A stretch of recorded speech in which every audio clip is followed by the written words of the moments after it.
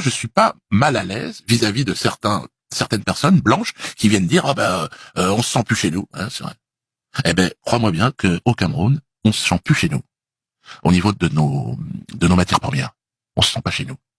Au Mali, au Burkina, on se sent pas chez nous. Et je vous assure que à partir du moment où au Mali on se sentira chez nous avec nos matières premières, ou au Cameroun, il y aura plus de Maliens ici, parce que le Mali est un pays 20 fois ou 100 fois plus riche que la France. Pareil pour les pays africains en règle générale. Donc, ce discours de dire chacun chez soi et Dieu pour tous me paraît, dans le temps que nous sommes en train de vivre, une bonne idée. Alors, le code noir, pour ceux qui connaissent pas, c'est un code qui réglementait le commerce des esclaves noirs, qui leur donnait le statut de bien meuble.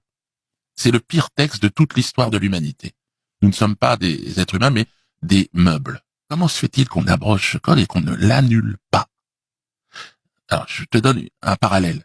Les lois juives entre 39 et 45, elles ont été annulées. Elles n'ont pas été abrogées. C'est quoi la différence? Dire qu'un texte est abrogé, c'est dire qu'à un moment donné de l'histoire, il a été légal. Alors que considérer qu'un noir est un bien meuble, ça ne peut pas être considéré comme légal à toute époque. Mais les racistes, il n'y a pas plus racistes que les Rothschild, que les autres partis. Tu crois que Mitterrand n'était pas raciste? Et Mitterrand en Afrique, c'était quoi? On se moque de nous.